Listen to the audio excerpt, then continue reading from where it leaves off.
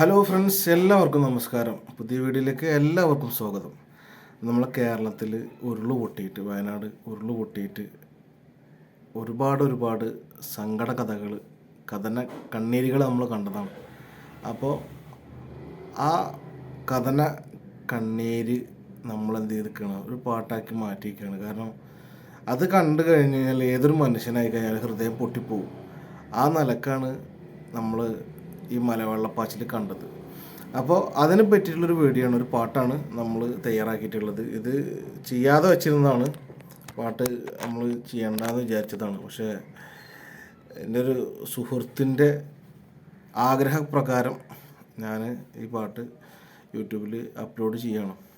അപ്പോൾ ഒരു നാടൻ പാട്ടിൻ്റെ ഒരു ടച്ചാക്കിയിട്ടാണ് ഞാനിത് എഴുതിയിട്ടുള്ളത്. ഞാൻ തന്നെ ഇതിന് സംഗീതം ചെയ്തിട്ടുള്ളത്. ഇനി ഇതാർക്കെങ്കിലും പാടാനാ അല്ലെങ്കിൽ വീഡിയോ ചെയ്യാനോ വല്ല താല്പര്യം ഉണ്ടെങ്കിൽ നമ്മൾ അതിന് അനുമതി നൽകുന്നതാണ്. അതൊന്നും കുഴപ്പമുള്ള കാര്യമില്ല. ഓക്കെ. അപ്പോൾ നമ്മൾ വയനാടിനെ പറ്റിയുള്ള ആ കണ്ണീർ പാട്ട് ഞാൻ നിങ്ങൾക്ക് വേണ്ടിയിട്ട് പാടുകയാണ്. എൻ്റെ പ്രിയ സുഹൃത്തിന് വേണ്ടിയിട്ട് കൂടി പാടുകയാണ്.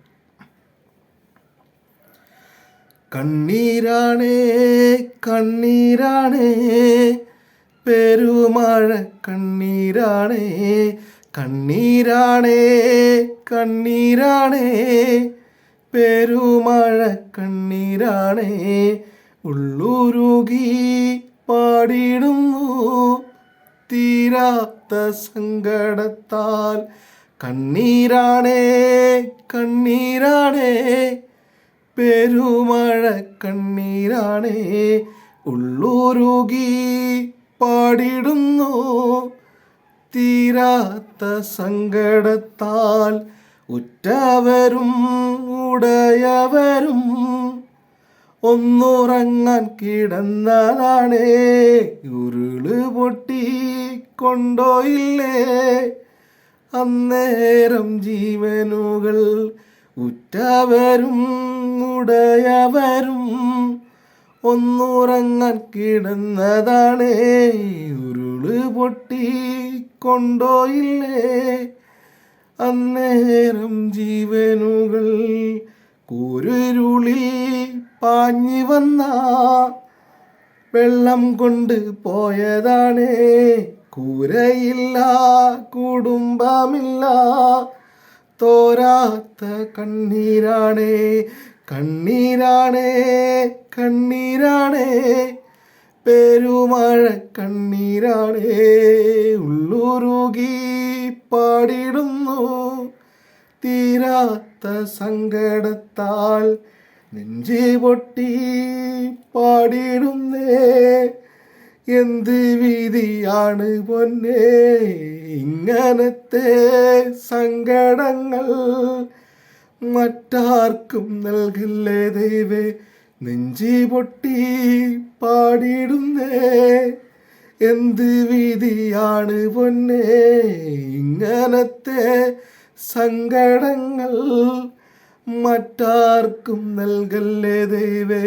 കണ്ണീരാണേ കണ്ണീരാണേ പെരുമഴ കണ്ണീരാണേ, ഉള്ളുരുകി പാടിടുന്നു തീരാത്ത സങ്കടത്താൽ.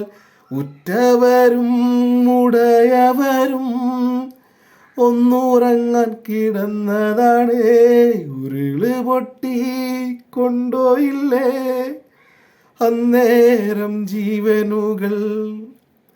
അപ്പോൾ പ്രിയ സുഹൃത്തുക്കളെ, മച്ചന്മാരെ, ചങ്കകളെ, മുത്തുകളെ, മാണിക്ക കല്ലുകളെ, ഇത് നമ്മൾ വയനാട് ദുരന്തത്തെ പറ്റി എഴുതിയ പാട്ടാണ്. അപ്പോൾ ഇത് നമ്മൾ ചെയ്യാണ്ട് വെച്ചിരുന്നതാണ്. അതിൻ്റെ ഒരു സുഹൃത്ത് പ്രത്യേകം പറഞ്ഞു.